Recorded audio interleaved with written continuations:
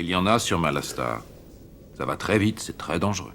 Des courses de pod racers, aussi connues sous le nom de pod racing, l'un des éléments les plus emblématiques de la prélogie Star Wars, ou au moins de la menace fantôme, qui a bercé les petits et les grands durant les années 2000. Mais depuis, plus rien, ou presque. Alors qu'est-il arrivé au pod racing? On mène l'enquête dans ce nouvel épisode d'Outrider.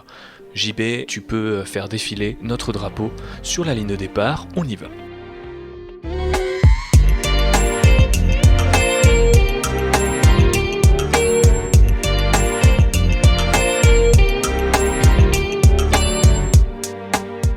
Aujourd'hui sur la grille de départ, j'ai 3 pilotes de talent et je m'inclus dans ces pilotes, du coup ça fait 3, car je suis un pilote de talent comme chacun le sait.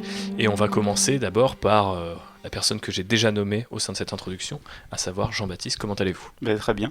Je pensais pas que tu allais te compter dans les pilotes de talent, mais bon. Oui, peut-être pas de talent, mais pilote quand même, j'essaye, je me débrouille. Moi je prends le talent mais pas pilote parce que j'ai pas mon permis. C'est vrai. Ouais. Si, t'as ton permis. Oui, mais ça fait 10 parsecs que j'ai pas conduit. Belle utilisation des unités de mesure Star Wars, je te félicite. Ils ne veulent rien dire. T'as bien compris comment ça marche. Happy, est-ce que toi tu sais comment ça marche toutes ces mesures ? Alors non, mais moi j'ai mon permis et je conduis régulièrement. Ah, donc ça fait de toi donc c'est moi qui vais gagner. Un pilote de talent. Je suis une pilote de talent. Effectivement. Comment vas-tu ? Ça par va, ailleurs. merci. Contente de faire cette Outrider de rentrée ? Mais oui, le sujet était atypique et original, je kiffe. On t'a invité en qualité d'experte de Star Wars, mais également de sport mécanique, puisqu'on sait que... Ça m'arrive. On sait que tu aimes beaucoup la saga Fast and Furious, et que... Beaucoup, c'est un euphémisme. Beaucoup, c'est un euphémisme, effectivement. Ça va. Je pense que les gens qui nous écoutent régulièrement s'en sont rendus compte. Elle a comme le visage de Vin Diesel tatoué sur le bras. Donc. Ah oui. Ouais. Et j'ai sa voiture dans le dos, du coup, maintenant que j'ai fait cet été. Nice. Je suis très contente. Et tu portes également la croix de Dom. Pas aujourd'hui, mais tu aurais pu. Je te rappelle que c'est toi qui me l'as offert avec Phobos. Oui, mais... Tu es coupable de ce méfait. Il n'était pas nécessaire de le préciser. J'avais envie de l'acheter pour moi. Et tu m'as servi de placebo quelque part. Tu vois, je l'ai acheté pour toi, mais quelque part, je l'ai un peu acheté pour moi. Ça reste dans la famille, en tout cas. Exactement. Autour d'un petit barbecue et d'une petite Corona, mais d'autres marques de bière sont disponibles dans votre supermarché préféré. Passons au sujet, puisque ça fait déjà longtemps que nous introduisons cette idée de parler du pod racing. Je pense qu'on en avait déjà évoqué l'idée dans des épisodes précédents. Et on va commencer justement par un petit tour de chauffe, si vous me permettez l'expression, avec du coup un tour d'horizon du pod racing dans le canon actuel. Et on va bien sûr commencer par ce qui l'incarne le mieux ou le plus, la scène culte de la menace fantôme, qu'on peut découvrir aussi dans une version rallongée depuis quelques années déjà, avec du coup la menace fantôme version longue ou version 3D pour les gens qui ont pu le voir à l'époque dans les salles. Et oui, ça fait de vous des fans de Star Wars relativement vieux désormais. Mais parlons un petit peu de cette scène. Jean-Baptiste et Anne-Pauline, puisque vous avez tous les deux des prénoms composés extrêmement délicats, je vais vous demander d'être délicat, tendre ou même passionné à l'égard de cette scène. Souvenez-vous de votre première rencontre avec le pod racer ou le pod racing, Anne-Pauline. En plus, le film est sorti à peu près à la même période que le revival de la course-poursuite dans les films. Donc c'était la même époque que Fast and Furious. Donc c'était revenu à la mode d'avoir des scènes un peu comme ça qui coupent en fait le milieu du film, puisque ça coupe en fait, ça met une pause vraiment à l'intrigue pour pouvoir te focaliser juste sur une action qui est une course. Et ouais, c'était fou, le bruitage, la façon dont c'est réalisé, à la fois en POV, à la fois en externe, c'est assez dingue. Et je la redécouvre, en plus, à chaque fois que je retourne à Disneyland, parce que du coup, quand tu fais l'attraction Star Tour, tu peux tomber sur une séquence où tu es dans ton Star Tour, du coup, et que ton Star Tour participe à la course de pod racing. Et c'est assez fou de le vivre, en fait, d'un point de vue d'attraction. Et donc, du coup, pour ça, je trouve que c'est une des scènes... qui m'enchante le plus dans ce premier film et qui vieillit pas en plus, qui vraiment n'a pas pris une ride aussi bien dans sa réalisation que dans sa qualité d'effets spéciaux. C'est vraiment, je kiffe. Et toi, JB ? Je pense que... Alors moi j'aime bien la menace fantôme, mais c'est les deux choses que les gens qui n'aiment pas le film gardent, c'est ça et Duel of the Fates, tu vois. Donc c'est-à-dire quand le film est sorti, ça mettait tout le monde d'accord, quoi. Tout le monde était d'accord pour dire ok, le film est peut-être pas génial, pas tout ça, mais les pod racers c'est trop bien. Et c'est vrai que ça, par rapport à ce que tu disais, au moment où le film est sorti, il y avait le retour des courses-poursuites, ce genre de choses. On va en parler après, la culture du NASCAR et tout ça aux États-Unis. Donc il y avait peut-être un engouement à ce moment-là. Et surtout, c'est une scène qui, en termes de sound design, est incroyable. Tous les vaisseaux ont un bruit différent et cette manière, tu les entends vraiment traverser l'écran. Et tu avais un vrai travail de mixage où tu avais vraiment l'impression que le moteur il passait derrière toi et tu t'en prenais plein les oreilles pendant au moins 5-10 minutes, parce qu'elle est longue en fait comme ça. Ouais, c'est une scène assez longue. Elle se pose vraiment au milieu du film et t'es là, t'as une pause dans l'intrigue, c'est fini Qui-Gon Jinn, Padmé, Jar Jar Binks et ses conneries, maintenant c'est les voitures. Ouais. Et effectivement elle vieillit bien. Moi j'ai vu la version rallongée il y a pas longtemps et elle est un peu longue par contre du coup. En version rallongée t'es là un moment tu fais... Ça fait 3 tours, ça aurait pu en faire que 2. S'il y a des gens qui nous écoutent et qui ne savent pas s'ils ont vu la version rallongée ou non, dans la version rallongée, le pod racer de Anakin finit par perdre l'un de ses 2 réacteurs, on va dire, et tourne sur lui-même, ce qui fait que le petit Annie sort une espèce de bâton magnétique pour essayer de raccrocher le réacteur en roue libre, ou plutôt en réacteur libre. Et effectivement, c'est ça qui généralement vous permet de savoir si vous avez vu ou non cette fameuse version longue. Moi, je sais que j'avais été assez surpris justement de la découvrir, peut-être pas pour la première fois parce que il me semble que j'avais pu la voir peut-être sous forme de scène coupée ou quelque chose du genre avant, mais quand le film est ressorti en 3D, j'avais été forcément conquis par l'idée de retrouver encore un petit peu plus de pod racer dans les conditions du coup d'une sortie ciné ou comme tu le laissais entendre JB, le sound design, puisqu'il n'y a pas de musique aussi dans cette séquence, jusqu'à justement l'espèce de retour en force d'Anakin. Donc c'est ça qui fait d'elle, je pense, une scène marquante, et encore plus quand tu le vois au ciné, et petit, ce fut mon cas, en tout cas en 1999. 10 ans plus tard, j'étais... Et il y a un truc qui est cool aussi sur cette scène-là, c'est les pilotes en fait. Parce que c'est le moment du film où il y a plein d'aliens différents, dans les gradins t'en vois plein aussi différents, et t'as un peu ce moment Star Wars où on te met ta claque d'aliens chelous et de bestioles et de machin, tout est à ce moment-là, quoi. Bah, en plus, c'est justifié par la suite en tout cas dans l'ancien univers étendu, que le pod racing c'est quelque chose qui est plutôt inaccessible aux humains par rapport à nos réflexes et à notre condition physique. Donc je pense que quelque part ça justifie le fait de créer tous ces aliens un peu chelous, Ben Candinaros, Sebulba, Gasgano, des mecs que je connais de nom simplement parce qu'ils étaient sur des sets Lego à peu près inaccessibles à l'époque, parce que c'était déjà trouver le set du pod d'Anakin c'était compliqué, alors le set où il y avait les autres pilotes c'était vraiment très très dur. Et voilà, donc tout ça pour dire que moi aussi je suis fan de cet aspect-là. J'adore le lever de drapeau au début, je trouve ça super cool, les 2 présentateurs, le rythme, enfin tout est plutôt stylé dans cette scène, même quand on déteste la menace fantôme. Mais je vous renvoie à notre épisode sur le sujet avec notre ami Bob et notre ami Marc, qui vous font un excellent éloge de l'attaque des clones, puisque c'est un épisode sur la menace fantôme en toute logique, mais effectivement où on avait déjà pas mal parlé de cette scène en particulier. Donc je vais un petit peu embrayer, encore une fois, le mec le champ lexical est prêt, quoi. Exactement. Du coup sur ce qu'on sait du pod racing dans le canon actuel, alors on sait que c'est un sport qui se pratique avec des engins équipés de répulseurs ou de réacteurs comme on l'a dit tout à l'heure, bon ça vous êtes au courant. C'est populaire sur Malastar, sur Kergan, sur Terron, sur Cantonica et sur Tatooine bien entendu, avec la course de la Punta, si je ne dis pas de bêtises. Le pod racer est techniquement le nom donné aux pilotes, mais je pense que quand tout le monde dit une course de pod racer, on s'attend pas à ce que les types courent dans un désert les uns derrière les autres. C'est le marathon de Tatooine. Voilà, et on sait effectivement que du coup sur Tatooine ou ailleurs, la course dure plusieurs tours, avec un circuit qui est le plus souvent très dangereux. Donc à Tatooine c'est particulièrement dangereux parce qu'il y a même des Tusken qui nous attendent dans des canyons avec des fusils, etc., etc.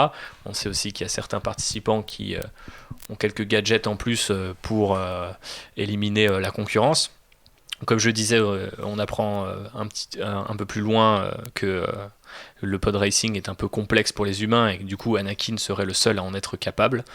Et pour ce qui est des références dans le canon actuel, il n'y en a pas beaucoup. On apprenait dans Battlefront Twilight Company, qui est un bouquin du coup plutôt militaire sur l'Alliance rebelle, que les rebelles se planquaient dans un ancien circuit, dans une ancienne base, dans une structure on va dire de course sur la planète Ankural.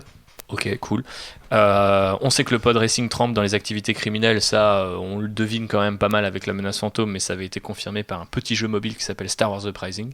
Et enfin, on sait grâce à Galaxy's Edge Black Spire, qui est du coup un roman qui parle du parc d'attractions Galaxy's Edge, qui est disponible en Floride et en Californie, également disponible sous la forme d'un podcast/vlog grâce à Outrider. Voilà, on continue de faire un petit peu de pub. Mais dans ce roman, on apprend que la Nouvelle République, donc ce qui suit l'Empire, a interdit le pod racing. Les bâtards.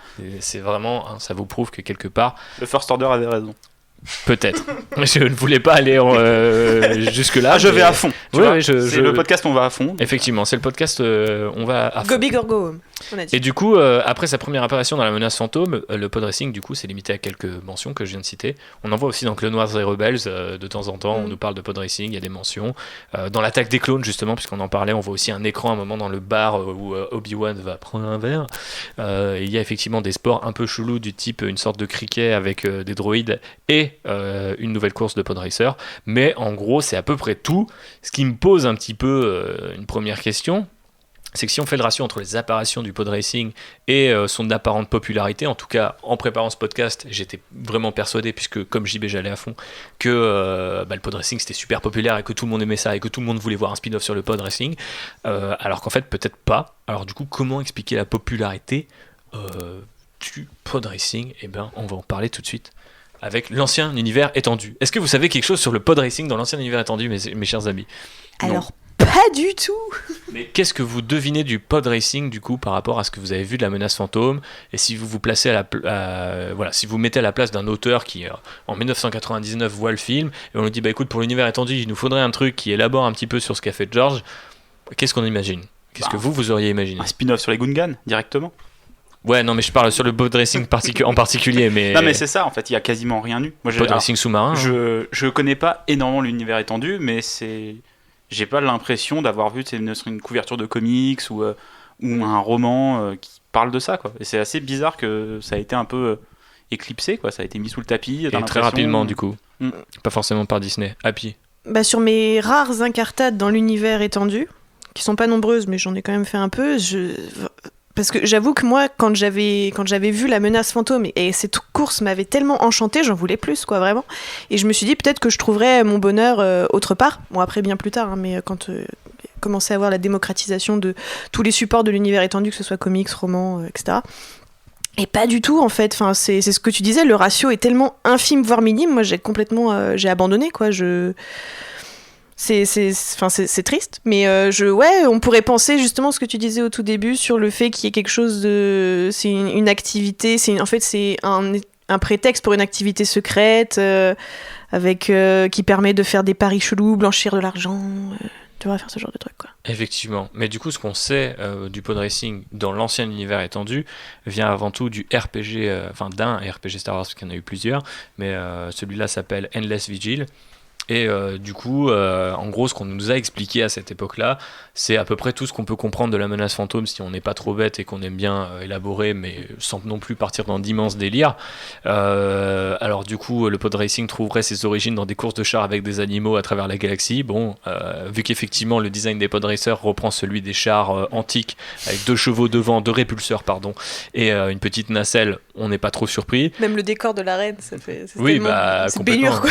Complètement. On va y revenir sur les influences de Lucas justement, mais on sait aussi que le sport a été standardisé par un certain Gustav Wenbus de Malastar, d'où la réplique, ou plutôt à l'envers, puisque la réplique part de Malastar, il fallait que le mec vienne de Malastar. On apprend que le pod racer avait une popularité dingue, mais qu'il a connu une espèce de pic de popularité hyper rapide suite à la victoire d'Anakin, ce qui a fait que des humains se sont intéressés à ce sport qui par ailleurs ne les représentait pas. Du coup, ils sont tous morts. Apparemment, ils n'avaient pas les réflexes pour. C'est peut-être pour ça qu'il n'y a pas de pod racing en fait dans l'univers étendu. Exactement. Parce que tout le monde est mort. Mais on va en reparler justement un peu plus loin. Et on apprenait également que du coup le pod racing devient illégal, notamment sous l'Empire, qu'il est contrôlé par les Hutt, qu'il est un sport interdit par la République en fait déjà avant ça, et qu'il déclinera au profit d'activités un peu plus discrètes, type course clandestine là aussi, mais à base de motojets plus pratiques à ranger et à planquer si des Stormtroopers ou la République débarquent. mais officiellement l'Empire, dans l'ancien univers étendu, avait mis fin au sport. Pourquoi ? Parce qu'il n'y avait plus de sponsors et il n'y avait plus d'intérêt, puisque globalement la galaxie allait assez mal sous le fascisme, c'est bizarre. Mais, c'est dommage, c'est une occasion manquée, parce que faire des courses de chars fascistes. Laisse-moi développer mon idée au lieu de résumer avec cette espèce d'idée un peu étrange. Mais quand tu réfléchis à pourquoi on met en place tout ce qui était le cirque ou les courses de chars dans l'Antiquité romaine, c'était une façon de contrôler la population. J'aime bien ce qui se passe. Ouais. C'est mon petit côté, tu vois. Je parle historienne politique. Mais tu vois, le sport est un moyen. Tu parles des jeux, quoi. Ouais, les jeux, c'est un moyen de contrôler ta population, de lui donner quelque chose pour se divertir, pour lui faire oublier ce qui se passe vraiment derrière, à savoir l'oppression, la répression, etc. Et je trouve ça dommage de ne pas avoir joué là-dessus. Bon, après, c'est vrai que c'est très anecdotique, parce qu'il faut aller chercher dans l'univers étendu, voilà. C'est pas forcément accessible à tout le monde, mais c'est dommage de ne pas avoir joué là-dessus. C'est-à-dire que moi, Empire, j'ai mis un temps, Empire, j'aurais mis en place cette espèce d'univers du jeu parallèle en mettant des pions intelligemment placés comme Hut pour diriger tout ça, puisque je sais qu'après en succursale, c'est moi qui contrôle ce qui se passe dans ces courses-là. Et toute cette activité criminelle profite en fait aux autorités de l'Empire. Et c'est ne pas donner de divertissement à ta population, c'est lui donner l'occasion de se retrouver pour faire une rébellion, tu vois ce que je veux dire ? Ouais. Et du coup, c'est dommage de ne pas avoir joué sur tout ce que l'histoire nous apporte de ça. C'est-à-dire que l'Empire romain est resté l'Empire romain très longtemps parce que on savait divertir les gens et leur donner des choses sur lesquelles ne pas penser à autre chose, quoi. Tout à fait, c'est une excellente piste pour ce qui conclura ce podcast, une petite phase de pitch. J'insère des teasers pour le podcast que vous êtes déjà en train d'écouter au sein de ce podcast. Alors du coup, on le voit, il n'y a rien eu de très définitif dans l'ancien univers étendu, et ce qu'on apprend, on pouvait à peu près l'imaginer tranquillement de son côté. Du coup, le succès du Pod Racer s'explique peut-être par quelque chose qui est, encore une fois, un à côté et un morceau de l'ancien univers étendu, quelque part. Ce sont bien sûr les jeux LucasArts qui lui sont dédiés. Du coup, on passe au pod racing en jeu vidéo, et on va parler de 2 jeux vidéo, et surtout de l'un d'entre eux. Et on va commencer par Star Wars Episode 1 Racer, qui est sorti en 1999 sur Nintendo 64, souvenez-vous. Puis sur Dreamcast, souvenez-vous aussi, Jedi Power Battles, toi-même tu sais. Il y avait 25 pods à collectionner, il y avait 25 circuits sur lesquels s'affronter, sur 8 mondes différents. Donc voilà, il y avait des mondes qui avaient plusieurs circuits, un peu comme chez nous avec la Formule 1 par exemple. Il y a plusieurs courses de Formule 1, c'est quand même exceptionnel, comme on s'inspire de la beauté de notre monde. Pardon. Il existe donc une version aussi Game Boy, qui est un peu différente, puisqu'on affronte les champions un par un peu en mode course contre la montre, jusqu'à battre le grand champion final, qui du coup, sans surprise, est notre ami Sebulba et son pod racer orange.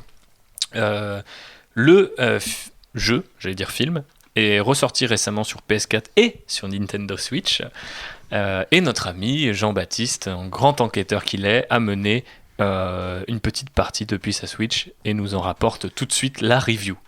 Bah ouais, c'est un jeu qui me faisait un petit peu rêver à l'époque où il est sorti en 99, parce que moi je n'avais pas de Nintendo 64 ni de Dreamcast. Je l'ai eu après la Dreamcast, mais je savais même pas qu'il était sorti sur Dreamcast. Tu me l'apprends, c'est fou. J'aurais dû lire le programme. On apprend des choses, ouais, peut-être, ouais. Et du coup, pour moi, j'étais là, putain, c'est quand même un jeu qui a une espèce d'aura. En tout cas, je me souviens quand j'étais gamin, ça avait l'air d'être un bon jeu. J'avais des potes qui en parlaient plutôt en bien. Et je pense que c'était bien en 99. En 2020, c'est plus terrible, quoi. Ouais. Alors, le jeu est pas cher, il doit coûter une vingtaine d'euros, un truc comme ça. Mais ça a pas très bien vieilli, en fait. Déjà, je suis pas un grand fan de jeux de course et de ce genre de choses. Tu le comparais à quel autre jeu de course Je sais pas, à part Gran Turismo et Mario Kart, moi j'ai pas vraiment fait de jeu de course dans ma vie. Donc, mais c'est plutôt Gran Turismo, c'est plutôt Mario Kart. Plutôt Mario Kart. Ouais. Mais ouais, t'as des circuits, t'as des personnages, tu peux customiser ton pod au fur et à mesure en achetant des pièces et tout. Mais déjà, il y a un truc en fait, qui est trop chelou maintenant, c'est qu'il n'y a pas de tuto, il n'y a rien. Et en fait, c'est un jeu qui manque d'une notice. Démerde-toi. Parce que tu vois, dans les années 90, t'achetais ton jeu, t'avais ta notice, tu lisais la notice. Tu ponçais la notice avant de jouer, quoi. Bah là, t'as pas ça. Donc, si ça se trouve, il y a un PDF caché quand tu vas dans les options. Mais j'ai eu la flemme de lire. Et du coup, tu débarques, t'as un mode tournoi versus option. T'es là, ok, je commence par quoi ? et t'es balancé dans le truc, on t'explique pas trop ce qu'il faut faire Limite, ça s'adresse plus aux gens qui ont déjà joué au jeu, peut-être. Voilà. J'ai pas testé le multi, parce que je sais pas s'il est local ou si tu peux jouer avec des gens en ligne et tout ça. Après, c'est un petit truc sympa pour 20€, mais en tout cas, c'est plus un grand jeu, malheureusement. T'as les petits trucs, t'as plein d'aliens, t'as plein de vaisseaux, t'as les circuits, mais pareil, avec l'âge, il y a des trucs, j'arrivais pas à savoir si c'était des murs ou des tremplins, tu vois. Ouais, quand même. Je suis vraiment nul pour ça aussi, donc c'est pas. Non, mais je vois ce que tu veux dire, parce qu'il y a beaucoup de jeux auxquels on est attaché par nostalgie ou par fascination un peu déplacée, du style tu n'as pas eu ce jeu, mais tous tes potes t'avaient, donc ça devait être dingue. Moi, je me souviens d'un jeu auquel j'ai pas mal joué quand j'étais jeune, qui était Medal of Honor Soleil Levant. Et un jour, j'ai rejoué à Medal of Honor Soleil Levant et j'ai appris que, notamment, tu ne pouvais pas viser et bouger. Ce qui, dans un FPS moderne, paraît complètement dingue. C'est-à-dire que si tu épaules ton fusil, ton personnage devient immobile instantanément. Ça crée quand même des trucs assez chelous. Mais après, je me dis, tu vois, le jeu tel qu'il est... à 4 à l'époque sur une télé, ça devait être trop fun, quoi. Ouais. Voilà. Donc peut-être à toper du coup plus sur PS4 sur en mode apéro, tu vois, avec 4 que manettes. sur Switch, et je pense que ça fait c'est un Mario Kart like, tu vois, tu joues de la même manière, quoi. Parce que tu peux rentrer dans les vaisseaux adverses, t'as des petites barres d'endurance où tu peux faire exploser les pods et tout. Petit burn-out façon pod racer, quoi. Ouais, voilà. Okay. C'est sympathique. Happy, tu y avais joué, toi ? Non, pas du tout, mais en fait, paradoxalement, comme JB, je suis pas du tout fan des jeux vidéo de bagnole, en fait. Ça m'emmerde. Donc du coup, j'en avais entendu parler, parce que j'avais vu les trucs passer, et puis pareil, ça en discutait beaucoup à l'époque. Mais ça m'a jamais attiré, quoi. Vraiment jamais. Mais il y a plein de jeux de voitures différents, il y a des trucs un peu popcorn. Je sais, mais ça m'intéresse pas. Genre même Mario Kart, je fais 2 tours, après vraiment ça me fait chier. Déjà parce qu'en fait je suis super nulle. Et moi je pars du principe que si je gagne pas, c'est un jeu de merde. Ok. Donc déjà de base, oui voilà. Ça doit limiter quand même les options. Voilà, tout à fait. Non, c'est vrai que les jeux de circuit comme ça m'intéresse pas des masses. Donc du coup j'ai jamais été attirée par le truc. Enfin, vu que je m'intéressais à l'univers du pod racing, j'avais cherché ce que je pouvais me mettre sous la dent, et quand j'avais vu ça, je me suis dit oh non, pas un jeu vidéo, j'en veux pas. Ok, donc tu ne voudras pas non plus de Star Wars Racer Revenge, qui est lui sorti en 2003 sur PlayStation. Il met en scène la revanche de Sebulba, comme son nom l'indique, et ajoute de nouveaux tricks en termes de mécanique de gameplay, ainsi que des nouveaux pods. Ce qui est assez amusant du coup, c'est que 4 ans après la menace fantôme, les gars se sont tapés un immense délire en disant mais attends, qu'est-ce qui est arrivé à Sebulba, et on va le faire façon manga de sport, tu vois, genre le mec va faire sa revanche sur les circuits et tout. Je trouve ça complètement délire parce que du coup j'ai jamais joué au jeu, je me suis un peu renseigné sur ce qu'il donnait. Étrangement, il devait être plus populaire ou peut-être plus facile à convertir puisqu'il a été plus rapidement porté sur PlayStation 4. Bon, ça c'est peut-être juste une histoire de droit aussi. Ouais, aussi c'est possible. Et du coup voilà, on incarne Sebulba, donc c'est un peu là il y a une petite trame narrative en plus plutôt que le côté un peu apéro du pod racing. Mais effectivement, on se retrouve du coup avec 2 jeux qui sont sortis à l'aube ou en tout cas au début des années 2000. Qui peut-être ont pu être très populaires par le passé, au point de ressortir du coup sur des nouvelles plateformes comme on le disait, mais peut-être pas au point d'expliquer leur popularité ou leur rayonnement encore aujourd'hui, en tout cas pas celui du pod racing. Du coup on finit par se demander, est-ce que le pod racing c'est populaire, ou est-ce que nous, enfants des années 90, on nous a fait croire que c'était populaire alors qu'en fait pas vraiment. Alors c'est là qu'on rentre dans la partie un peu plus analytique de ce podcast, avec la question suivante: pourquoi le pod racing aurait pu caler? Votre avis? Si vous saviez la tête qu'il a fait, il est tellement fier de sa blague. Et on commence par Jean-Baptiste puisqu'il se moque de moi. Pourquoi le pod racing a pu caler? Je la répète. Je ne sais pas, tu vois. Peut-être parce qu'en fait, nous on l'a vu avec des yeux d'enfant et qu'on trouvait ça cool, et que les gens qui ont fait la scène derrière ou qui devaient développer d'autres choses sont arrivés. Et je sais pas s'il y a des scénaristes qui voulaient développer un comics ou une série ou qu'est-ce, ont pas eu d'idée dessus, ont peut-être pas pu faire ce qu'ils voulaient faire, et peut-être tout simplement qu'en fait la popularité elle marchait que sur les enfants, et que les vrais consommateurs, donc les adultes, ceux qui dépensaient de l'argent, ils étaient là, non mais je préfère voir des vraies courses de Formule 1 que des fausses Formule 1. Ok, c'est une analyse qui se tient. Happy, quelle est la tienne?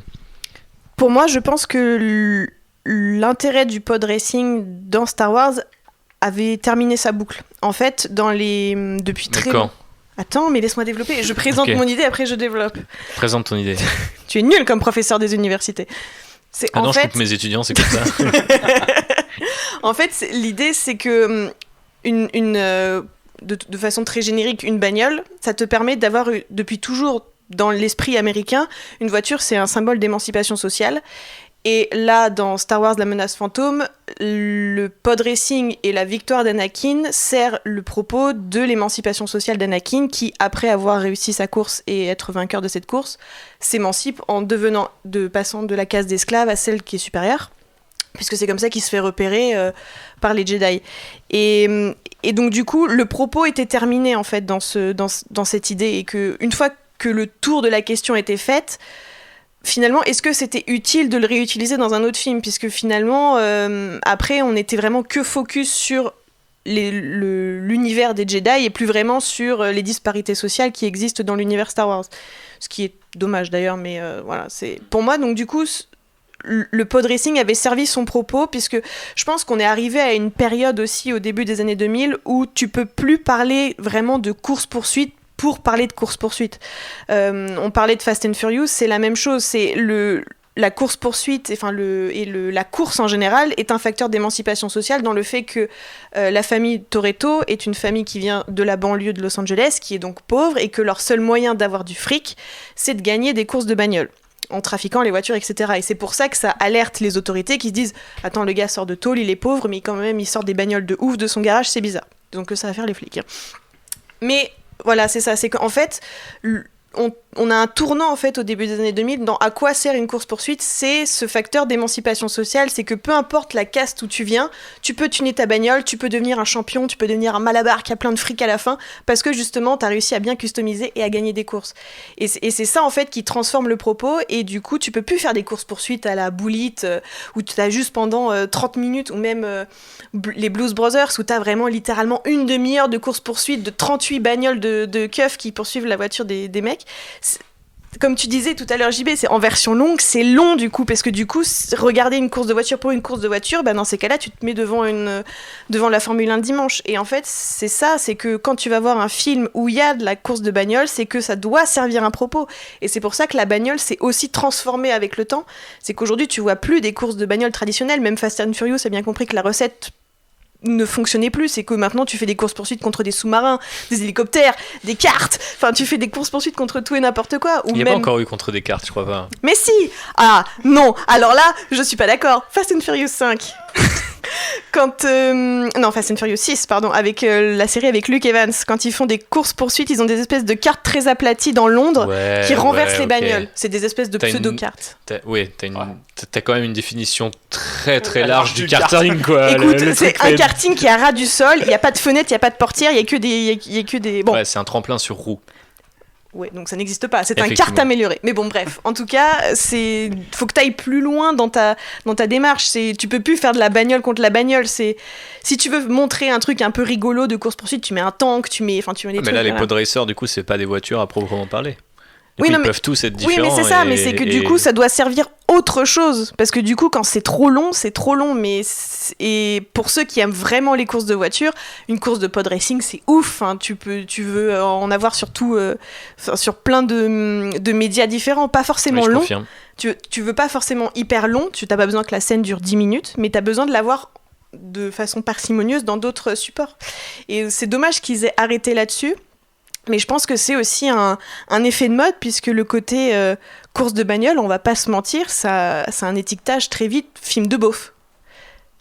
Ok, Et, ça se tient, oui. et du coup, quand tu mets une course de bagnole, qu'elle soit longue ou pas, tout de suite, ton film, il perd de son propos politique et de son propos artistique. En genre, ouais, d'accord, c'est juste des gars qui font de la course-poursuite avec des trucs un peu améliorés et customisés.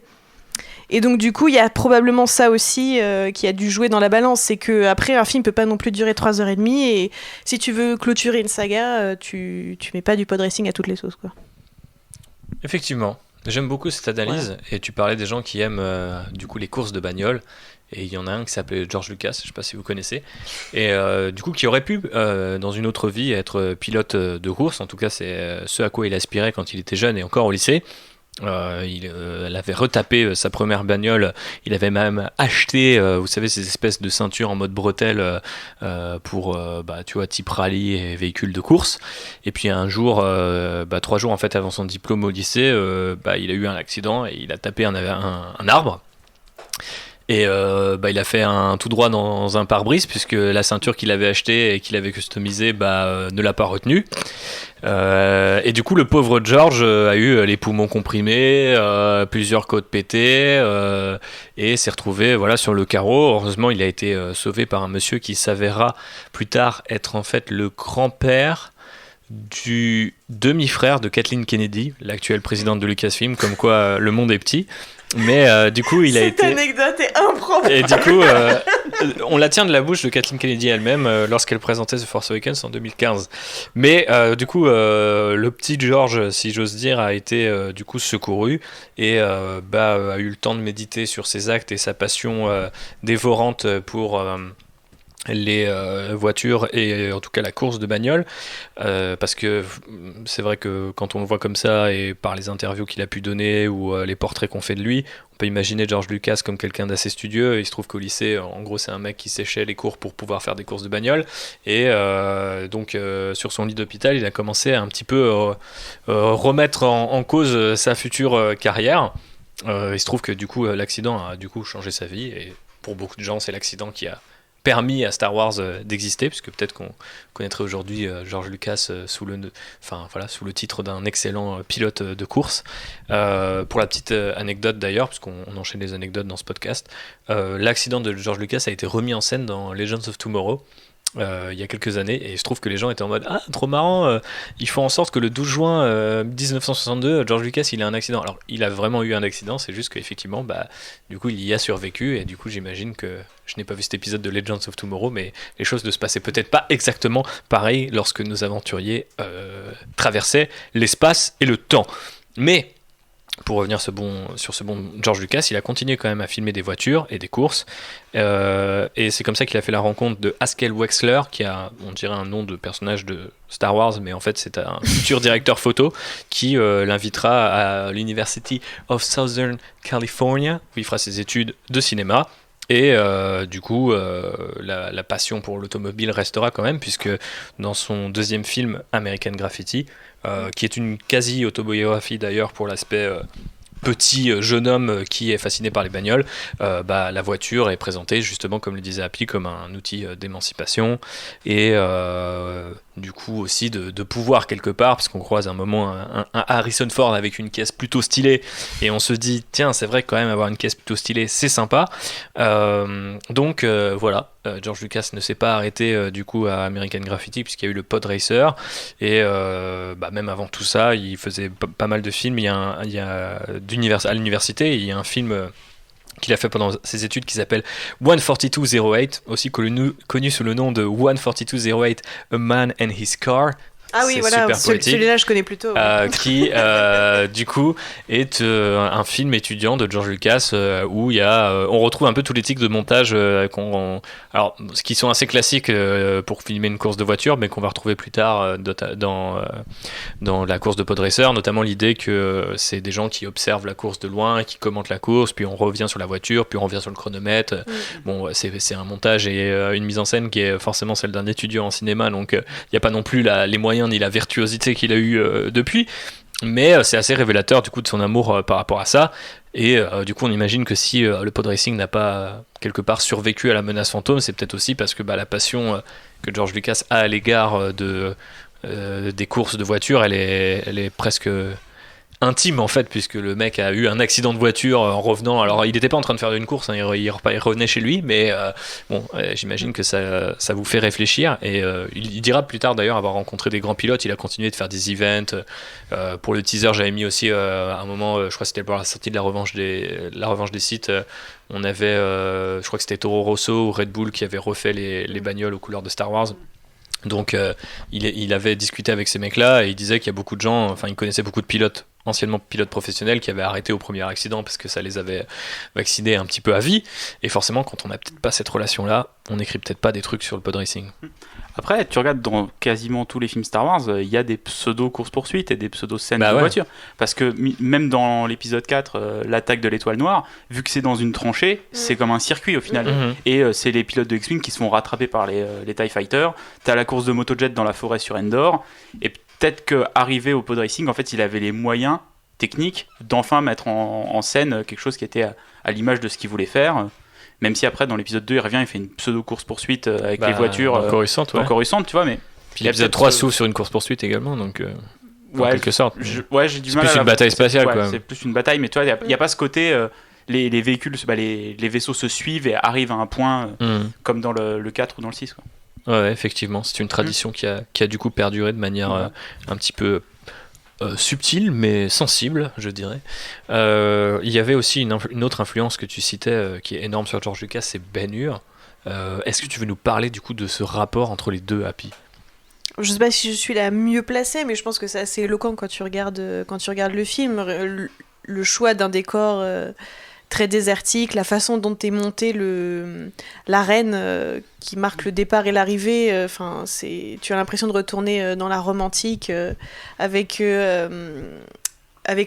chaque couleur différente, les drapeaux qui correspondent à chaque couleur. Tu as vraiment l'impression de revivre la scène de Ben-Hur où les chars sont différents, les chevaux sont de couleurs différentes. On n'est même plus dans le clin d'œil, là. C'est une reprise totalement... dystopienne de ce qu'était Ben-Hur, mais dans le propos c'est exactement la même chose au final, puisque Ben-Hur gagne la course, spoiler, je viens de vous gâcher 4 heures de film. Gagne la course. Tu parlais pas du remake de ce réalisateur russe dont j'ai oublié le nom là. Il y a eu un remake de Ben-Hur. Il y a eu un remake. Bien sûr, il y a eu un remake de j'ai raté ça. En mode Ben-Hur 3D et tout, mais si, vous êtes pas au courant? Attends, mais ça bien me dit sûr. un truc, On regardera la bande-annonce après ce podcast. Ah là, tu me fais frétiller. Ah, tu m'as dit Ben-Hur 3D. Je suis trop chaud, quoi. Je sais comment je sais Ben-Hur 3000. Tu m'aurais dit Ben-Hur 3000, ça aurait été pareil. Ben-Hur 3000, c'est Star Wars. Et mais c'est la même chose, c'est un esclave qui, par la course et la course qui gagne, réussit son émancipation sociale et devient un citoyen romain. Et c'est exactement la même chose au final. Donc ça crève les yeux. Enfin, ne pas voir la référence, c'est ne pas connaître Ben-Hur. Ah ouais. Attends, alors qu'il y a eu un remake il y a pas longtemps. Tu te T'as dis aucune excuse. Et t'as pas vu Ben-Hur 3D par un russe. Exactement. Alors pour expliquer cette pseudo-popularité ou baisse de popularité ou popularité succincte, fulgurante, je sais pas comment on pourrait le dire, du pod racing, certains invoquent justement la fin de l'âge d'or du NASCAR et des autres sports automobiles aux États-Unis, mais aussi dans le monde, même si ça a mis un peu plus de temps à arriver. Moi je pense à un truc tout con, par exemple... parce que nous ne sommes pas américains, nous n'avons donc jamais été emmenés à une course de NASCAR en direct avec nos hot dogs, nous n'avons même jamais regardé une course de NASCAR. Pour ceux qui voient pas, je sais pas si des gens pourraient ne pas voir ce que c'est, parce que maintenant il y a Cars, le dessin animé de Pixar, qui Cars, du coup incarne le mieux possible le NASCAR, où en gros c'est un circuit légèrement incliné, c'est généralement une boucle en haut. C'est comme des bobsleighs mais avec des bagnoles. Ouais, peut-être, ouais. Et donc, ça se touche beaucoup et c'est généralement assez violent, assez brutal comme sport mécanique à l'américaine, on va dire. Il y a aussi un excellent film de Tony Scott, Jour de tonnerre, qui revient sur la gloire du NASCAR. Il y a un excellent épisode de Malcolm aussi qui se passe sur un circuit de NASCAR. Ah ouais? Ouais. Eh ben, écoute, on en avec apprend Dewey tous qui les est perdu. Ouais. Eh ben, je ne suis pas chauffé, mais je suis quand même content de connaître l'anecdote. Et c'est vrai que du coup, pour revenir à notre quotidien de nous autres Européens, que par exemple, la Formule 1, c'est un vrai truc de mon enfance, parce que ça passait le dimanche après-midi sur TF1, j'imagine. Mais d'autres marques de télévision sont disponibles. Et il se trouve désormais que je crois que c'est Canal+, même si d'autres marques de télévision sont disponibles, qui a les droits, et qui fait qu'en fait, je pense, toute une génération d'enfants n'a pas du tout grandi avec la culture. Non pas que ce soit forcément une culture intéressante, enfin, ça pollue énormément, ça fait plein de bruit, ça crée des espèces de circuits au milieu des villes qui font n'importe quoi, je pense au Grand Prix de Monaco. Mais effectivement, les gens n'ont pas du tout grandi avec ce référentiel-là. Qu'est-ce que vous en pensez de cette théorie que j'ai trouvée sur Reddit? Moi, j'aimais pas la Formule 1 quand j'étais petit à la télé. Parce que c'est relativement... Non, parce que c'était le dimanche matin et qu'ils déprogrammaient le Club Dorothée, donc il n'y avait pas Dragon Ball. C'était pas toujours dimanche matin. Moi, dans mes Si, souvenirs, si, c'était plutôt tous le les dimanche dimanches. après-midi. C'était tous les dimanches. C'était pendant le repas de famille parce qu'après, une fois que t'avais. Parce que ça durait 4 heures. Ça durait 4 heures et une fois que t'étais sorti de table, il y avait Walker Texas Ranger. Ok, vous êtes légèrement plus âgé que moi, donc peut-être que j'ai pas connu la même époque de la Formule Bah, 1. il a sorti le Club Dorothée déjà. Bah, pardon d'être vieux. Ouais, effectivement. Mais ouais, Est-ce que ça se tient quand même? Oui, bah oui, parce que là, en tout cas en France, c'est ce qu'on a de plus proche du NASCAR. Et de toute façon, le sport automobile, c'est quand même quelque chose qui a un peu, j'ai l'impression, baissé en popularité en fait. C'était un truc qui marchait bien dans les années Est-ce que vous connaissez 90-2000. un podcast sur les sports automobiles qui pourrait nous expliquer pourquoi? Je vais essayer de taguer des gens sur Twitter parce que c'est vrai que ça m'intéresse. Alors j'imagine qu'il y a la question écologique, il y a le fait que les droits comme maintenant, sont sur une chaîne sont confidentiels payante, entre alors guillemets qu'avant, un c'était peu. sur Ouais. une chaîne gratuite, donc voilà. c'est moins accessible. Puis au final, ça reste aussi un sport de riche parce que il y a pas tout le monde qui peut se payer une Formule 1 quoi. Alors que faire du foot, tu prends un ballon dans une cour et puis c'est bon quoi. Non, et c'est surtout aussi que les circuits ne sont pas hyper accessibles. C'est-à-dire que si tu veux être fan, si t'es fan de Ligue 1, tu peux t'amuser à suivre ton équipe en allant à Saint-Étienne, tu peux voyager en France, c'est pas compliqué. Alors que là, si t'es fan de Formule 1, il faut que tu t'achètes un billet d'avion pour aller en Belgique, en Allemagne, en Arabie Saoudite. Enfin, c'est compliqué quand même. En plus, c'est des circuits qui sont quand même assez loin de tout, parce que comme tu disais, c'est au milieu de nulle part dans la nature. T'as un circuit dégueulasse. Sauf à Monaco où ils pètent des rues tous les ans pour faire C'est rouler ça. des voitures. Et Valence aussi, je crois qu'il y a un grand prix Donc assez du récent. coup, il faut aussi que tu prennes en compte que tu dois te déplacer pour aller à son truc. Et je crois que les prix pour assister sont vraiment très chers. Et en fait, faut aussi se dire que du coup, t'es assis sur une chaise et que t'attends que la voiture ait fait un tour pour l'avoir passé pendant 0,004 secondes. C'est ça, c'est... Enfin, ça Je fais reste... très bien les bruitages. ça reste quand même Visiblement. un sport qui est quand même plus intéressant de suivre une fois que t'es à la télé. Alors en plus, ils ont mis en place beaucoup de systèmes Les GoPro, audio. sur Ouais, les, t'as sur les GoPro, mais voitures. t'as aussi le son t'as aussi le son maintenant où tu peux entendre les équipes qui donnent les conseils aux pilotes. Ça, c'est quand même super stylé quand ça fait 5-6 ans qu'ils ont mis ça, un peu plus peut-être. T'es plutôt renseigné, toi. Mais j'aimais bien la Formule 1 un petit peu. Ok. Mais Moi, j'aimais pareil, bien quand ils rentrent dans les stands. C'est Oui, d'ailleurs moi l'une aussi. des scènes aussi en version longue, je crois. le pit stop, c'est quand même, c'est super stylé parce que du coup, t'as tous les mecs qui arrivent comme ça, qui s'agglutinent, qui font le petit signe comme ça avec le bras. C'est bon, c'est parti. Mais donc, je pense que sur la Formule 1 en Europe, c'est beaucoup de raisons qui font que le sport perd de son intérêt. Et comme tu disais, c'est un sport de riches. Les sponsors, les sponsors, c'est vraiment ridicule. C'est Rolex, c'est Ferrari, c'est Veuve Clicquot. Ça veut bien dire ce que ça veut dire sur le sport. Bref, Non, ouais, tu vois, c'est une écurie. en sport entre guillemets de riche, le tennis c'est déjà plus sympa à regarder quoi. Je déteste le tennis, donc Non, tu vas pas me... Oui. Je sais que je vais choquer notre ami Karl qui était là il y a 2 épisodes et qui va venir me tuer. Là, il arrive là, il est sur la ligne de métro, mais non, effectivement. Mais je vois ce que tu veux dire quand même, parce qu'il y a aussi une physicalité et un affrontement que t'as pas du tout. Enfin, tu vois, c'est très rare, surtout de nos jours, les duels, le côté un peu je te titille ta roue, je croque la ligne. Il y avait ça, une époque, t'avais quand même, en Formule 1, c'était quand même incarné avec des grands pilotes. Enfin, t'avais une. Mais moi aussi, j'ai vu Roche de Ron Howard. Ils avaient construit ça, oui, même plus récemment, où c'était Lewis Hamilton. Enfin, tu vois, t'avais quand même des. Il est toujours là. Oui, je sais, mais Il fait des pubs Gillette. il a plus vraiment il y a plus vraiment d'opposition. C'était Alonso versus Hamilton, tu vois, pendant très longtemps, c'était vraiment le choc des titans, tu vois. Et ça a perdu ça, tu vois, ça s'est un peu estompé. En fait, on fait partie de la génération Schumacher, nous qui avons vu, entre guillemets, l'âge d'or de la Formule 1, puis qui s'est éteint un peu après, doucement après son départ. Mais ça, c'est de façon très européenne. C'est vrai que le NASCAR aux États-Unis, c'est très particulier parce que c'est un sport aussi qui est très réservé à une élite de droite et pas que à l'élite d'ailleurs, mais aux populations d'extrême droite. Il y a eu beaucoup de problématiques autour du NASCAR, je crois que c'était il y a 2-3 ans. Enfin, t'as beaucoup de drapeaux confédérés au milieu des... Ah ouais, c'est vraiment... peut-être plus une tradition sudiste où il y a de la place pour mettre des circuits et je sais pas. Oui, mais du coup, le fait est que le NASCAR ça a maintenant repère l'image... pour ces gens-là, ouais. Et l'image, du coup, s'est approprié l'image de ces spectateurs qui sont des white trash.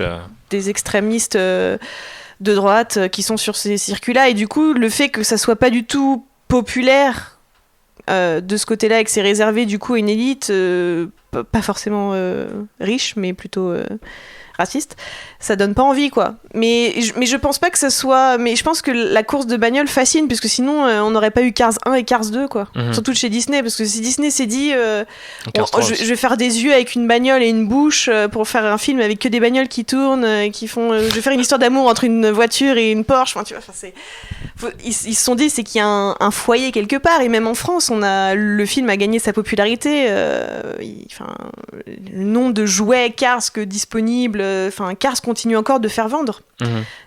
Donc je sais pas, en fait je pense pas que ce soit Fun fact, quand Disney a racheté Star Wars, l'année où ils ont racheté, les produits Cars étaient toujours devant Star Wars.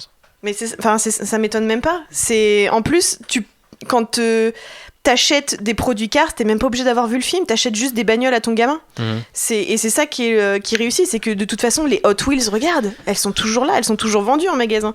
Depuis quand tu te connectes sur ta télé à Noël, t'as 30 pubs pour acheter des circuits de bagnoles.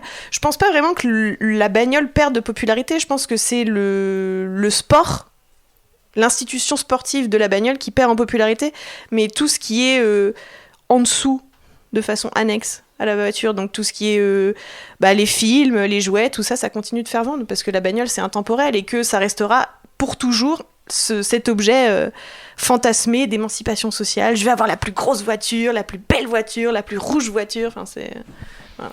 Je vois ce que tu veux dire, mais il y a toujours l'opposition ultra testostéronée des pilotes, tu vois. C'est quand même un truc qui parle encore maintenant. C'est les pilotes de course, c'est des mecs qui ont des burnes, qui en veulent.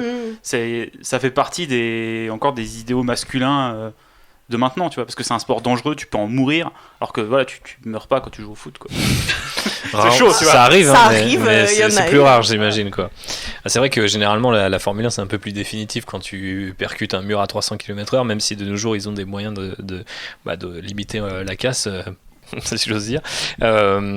Bref, on peut du coup effectivement invoquer, je pense, la baisse de popularité des sports mécaniques en général et dans le monde pour nuancer la pseudo-popularité du podracing et se dire qu'au final, peut-être qu'on a eu un pic au moment où on a vu le film, mais que derrière on n'a rien eu qui nous a rappelé ou qui nous a ramené en fait au podracing, parce que si on avait je sais pas des courses tous les jours, mettons que ça remplace le foot, ce qui est pas possible techniquement, mais je veux dire, tu vois, je pense qu'un gamin, il voit le pod racing, il y a les voitures à côté, les courses de voitures tout le temps. Forcément, pour Lucasfilm, encore plus pour Disney aujourd'hui, ce serait facile de marketer un produit de la même manière que par exemple Disney est revenu avec beaucoup de romans young adult au moment où ça commençait à marcher très fort pour le young adult dans les librairies. Je sais que je m'adresse à une spécialiste, mais tu me corrigeras si je dis des bêtises. Et du coup, je pense que de la même manière, ils auraient pu très bien se dire, dans un monde où le NASCAR et la F1 sont super populaires, ils auraient très bien pu se dire, go, on va mettre au moins une scène de pod racer ou voire créer un produit dérivé autour de ça, quoi. T'as eu beaucoup de réflexions, notamment quand l'épisode 8 est sorti, ou quand t'as la scène avec les espèces de chevaux, chiens, je sais pas trop comment ils s'appellent. La course épique. Les Fazier. Il y avait quand même beaucoup de gens dans les réactions qui étaient ils auraient pu mettre des courses de pod racer, tu vois. Je pense que c'était même alors je sais que les gens qui ne l'aiment pas vont encore se dire que c'était une façon de nous surprendre et d'aller au-delà de nos attentes, mais la façon dont c'est introduit, le fait que d'un coup ça passe et t'as tous les verres sur le comptoir qui commencent à trembler, moi spontanément j'ai visualisé des véhicules en surtout fait, pas des animaux, quoi. Nous en tant que Français, on connaît Monaco. Oui. Monaco, tu dis casino et Formule 1, tu vois. Oui, t'imagines, ça va ensemble. D'autant que je perds le nom de la planète, mais du coup est inspiré par Canto Bight. Merci Phobos dans un coin du vaisseau. Canto Bight est effectivement inspiré par Monte Carlo, donc ça aurait grave eu du sens. Mais là c'était une espèce d'opposition entre la caste très riche qui joue de l'argent, qui mange dans un cadre assez extraordinaire, et t'as la course hippique à l'extérieur. Mais de toute façon, si tu remplaces ces animaux par des pod racers, t'as plus du tout le sous-texte sur l'écologie et sur le droit des animaux, quoi. Non, mais c'est oui, en plus. Mais tu peux quand même faire des mécanos qui sont des enfants qui meurent de faim, tu vois. Donc tu peux réinterpréter le propos aussi. Mais tout le propos, c'est qu'aussi, en mettant une espèce de course hippie, que je mets des grosses guillemets parce que c'est pas des chevaux, mais c'est en fait les courses hippiques quand tu vas voir quand tu vas, je sais pas, à Longchamp ou je sais pas quoi, pour aller voir ton PMU du moment, c'est que t'as genre... Longchamp PMU, je suis perdu là. On est deux salles de ambiance. Oui, okay. Bon. Mais t'as t'as genre une dizaine de courses par jour en fait. Donc du coup, tu en regardes une, deux, puis après tu rentres parce que ça te saoule un peu, t'as mal à la tête, t'as envie de jouer un peu, t'as envie de manger, machin. Et c'est tout le principe, c'est que si t'avais une course de pod racing, mais tu joues pas. Ouais. Tu joues pas en même temps, tu irais la regarder parce que ça tient en haleine, c'est que tu peux en mourir. Enfin, c'est un truc assez exceptionnel, tu vois. Alors que là, si t'as 30 courses par jour Les gens sont d'animaux, lassés. tu les regardes pas, du coup tu restes à l'intérieur, tu fais d'autres activités en parallèle. Donc c'était pour ça aussi que du coup, le pod racing a un côté dangereux et fascinant que tu retrouves pas dans la course hippique que t'as dans le 8, quoi. Est-ce qu'on peut invoquer des raisons peut-être diégétiques ou intradiégétiques, si on veut être très précis, sur le fait que le sport soit illégal en fait au sein de la galaxie Star Wars? Est-ce que c'est pas quelque part la meilleure justification pour nous expliquer pourquoi en fait on voit si peu de pod racers quelque part? C'est très très méchant pour les gens d'interdire le sport. Oui, non, mais ce sport-là en particulier, Ouais. tu vois, mais oui, c'est méchant d'interdire Voilà. le sport, Mais surtout quand ça sert de divertissement à un peuple d'esclaves sur Tatooine, par exemple. Voilà. Mais Mais voilà, tu le justifies avec les activités criminelles et la dangerosité aussi du sport. Donc si tu te places en tant qu'autorité compétente, tu peux dire, oh là, dites donc, arrêtez ça, vous êtes en train de mourir et vous trafiquez de l'argent. C'est l'ensauvagement de la société, tu vois, le pod racing. Surtout que t'as tout un trafic parallèle de...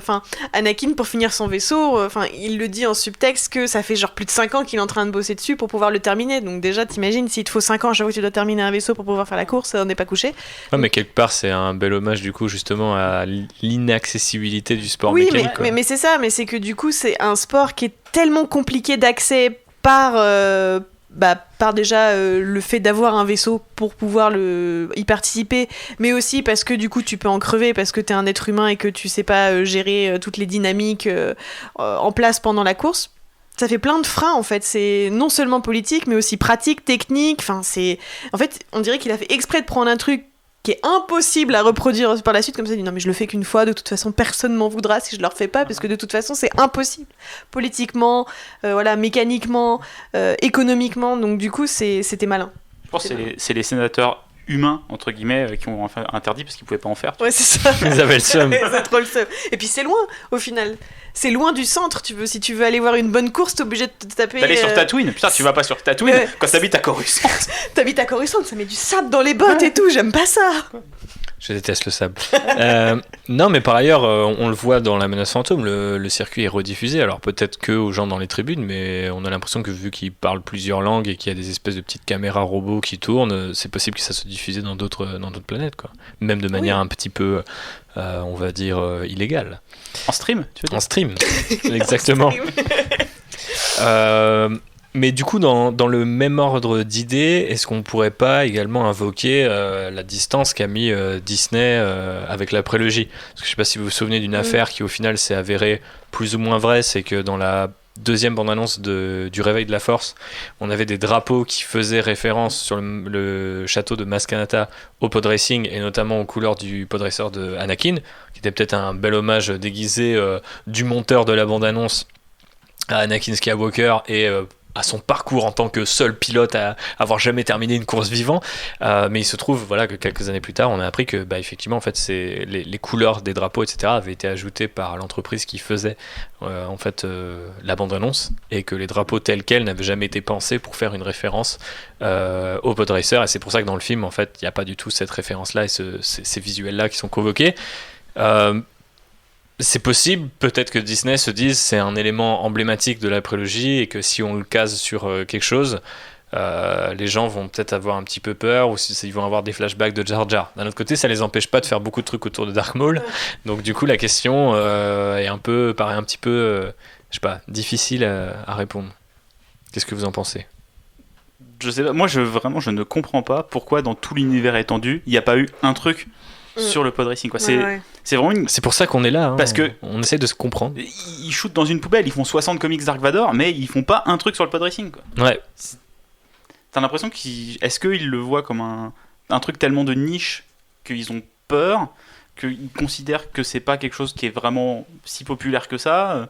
c'est vraiment étonnant qu'il n'y ait jamais eu quelque chose dessus, quoi. Il y a eu Oui, tellement de choses dans l'univers étendu. Et comme je disais, je pense qu'il y a aussi une idée que pod racing et course de bagnole égale beauf attitude, tu vois. Et que tu te dis. Enfin, Vador et Dark Maul, c'est beauf attitude aussi, quoi, tu vois. Enfin, Bah.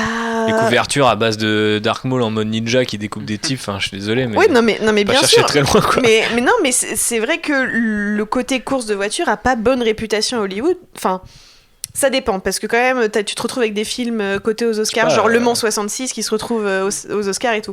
On a eu Baby Driver, on a Fast and Furious qui tape son milliard à chaque film. Enfin, tu vois, Mais c'est récent, ça. bah, ça fait quand même 4-5 ans, tu vois. Genre, Ouais, ça fait quand même 4-5 ans, quand même. Ouais. Non, mais Fast and Furious, mais Baby Driver. Non, mais, enfin, franchement, je sais pas. Après, je pense que Disney aussi considère que, comme je disais tout à l'heure, le pod racing a fait le tour de la question, à savoir, ça a permis l'émancipation sociale d'une personne, on n'a pas besoin d'y retourner. Et ça veut dire aussi que tu dois trouver un temps dans ton film pour pouvoir retourner sur une des bases, enfin, une des planètes où il y a du pod racing. Et dans ces cas-là, pour pas perdre les gens, tu retournes sur Tatooine. Tu vois, enfin, c'est que des trucs comme ça. Tu vois. Bah, ça les empêche pas de faire ça dans un Mandalorian, donc ils ont plus d'excuses là aussi. Oui, non, mais c'est sûr, mais. Ils posent un peu leur propre piège. Hein. Enfin, à mon humble avis, le pod racer. Mais je le comprends pas non plus parce que c'est vraiment, comme tu disais, c'est une source inépuisable de plein de choses. Enfin, qu'est-ce que ça leur coûtait d'aller aller voir un pod racer pour aller lui demander une pièce ou une info parce que tu sais que ces gars-là ils traînent dans des trucs un peu chelous et que du coup ils ont des infos sur à peu près tout. C'était une belle occasion, tu vois, même si tu fais passer 2-3 pod racers derrière, tu as besoin de refilmer toute une course, mais ça aurait été une occasion en or et c'est vraiment dommage, surtout que c'est, enfin voilà, la course de bagnole, c'est un truc qu'on veut voir au cinéma et surtout dans l'espace. Enfin, par exemple, de façon très récente, Ad Astra, la course poursuite sur la Lune.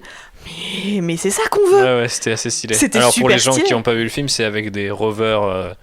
Alors, des espèces de petites jeeps c'est qu'on des met. pirates sur la Lune. Mais c'est assez stylé. Hein. C'est super stylé. Moi, Ça joue franchement, aussi avec la gravité et tout, donc il y a beaucoup cette de scène beaucoup est de choses qui sont incroyable et du coup intéressantes. tu peux, enfin, et pareil, ça fait partie des choses que tu retiens quand tu vas voir le film. Mais même le Star Trek Beyond, tu vois, la Oui. scène sur sabotage qui a Mais carrément. plus l'air d'être une espèce de scène de surf qu'une scène ou de course qu'une scène de bataille, quoi. Et puis dans les trucs qui vont vite dans le désert, t'as quand même eu Mad Max Ouais, il y a 5 ans qui a Ouais. mis tout le monde d'accord, tu vois. Ouais. C'est ça. Mais c'est vraiment dommage. Non, moi j'ai trouvé que le scénario était ridicule. Une femme en plus, premier rôle, abusé. Voilà. Ouais, donc on est tous d'accord pour dire qu'il y aurait des choses à faire, soit au ciné, soit ailleurs. Et, Alors, après, effectivement, au ciné, je les vois pas faire un film entre guillemets sur le pod racing pour juste une histoire de moyens aussi, parce que c'est une scène qui a coûté super cher à l'époque. toi, qui- t'as bossé le conducteur finalement. Hein. T'as vu, je l'ai lu hier. Au final, faire un film entièrement là-dessus, ça serait peut-être Ça coûte cher. un peu long, et puis il y aurait effectivement peut-être pas grand-chose à raconter d'autre que ce qui a déjà été évoqué dans La Menace Fantôme. Mais après, en dérivé, ils auraient pu faire des trucs, quoi. Merde, Mhm. les gars. Ouais, en dérivé, et puis même sur un film, les opportunités que ça crée en dérivé. Enfin, je suis désolé si le film il pète, enfin, tu vois, que c'est un minimum honnête.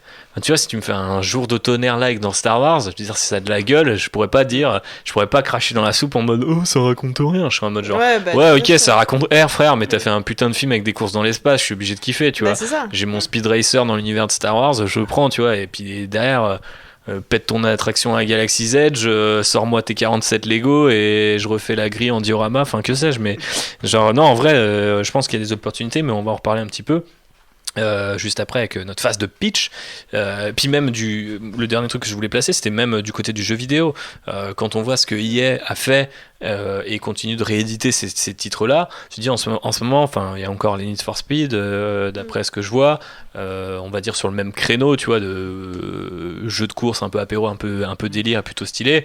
Jeu de tuning en fait. Ouais, C'est un jeu de tuning. non tu mais vois. mec, Même tu les fais jeux un de jeu, Formule 1 tu qui fais sortent tous un, les tu ans. fais un pod racer underground next gen trop stylé avec de la fausse trappe dans l'univers Star Wars quand t'arrives sur le menu, tu vois, genre tu vois.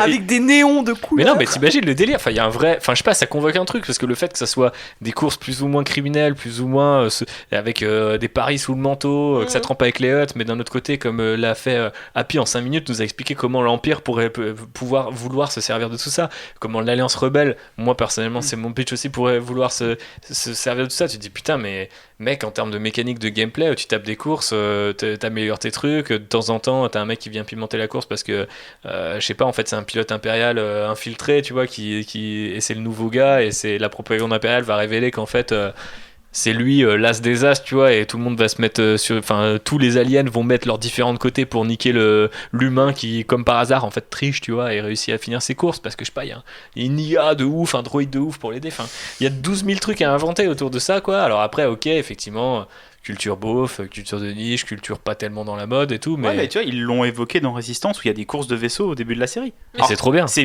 vite évacué pour juste faire des blagues sur le héros qui glisse et qui tombe, mais au final, Ça, c'est des bars. les courses au départ, elles sont trop bien, quoi. Les designs de vaisseaux, ils sont géniaux, les personnages, ils sont tous hyper charismatiques et tout. Il y avait un truc hyper sympa au C'est début un sur les pilote courses. impérial Il qui est trop a bien, son lui. vaisseau, il est trop stylé. Mais effectivement. Bon, du coup, on voit qu'il y a des raisons plus ou moins valables, mais qui sont jamais rédhibitoires, éliminatoires, hein, pour l'absence ou la popularité un petit peu discrète du pod racing. Et, du coup, puisque là, on commence vraiment à se dire qu'il y a beaucoup d'idées et beaucoup de choses à faire, je vous propose de passer la dernière partie de ce podcast qui est la phase de pitch. Alors, on a vu les gens pitcher les apparitions de pod racer, comme effectivement dans The Last Jedi. JB et Happy vous ont expliqué pourquoi au final on avait des chevaux, mais c'est vrai qu'on y a tous pensé.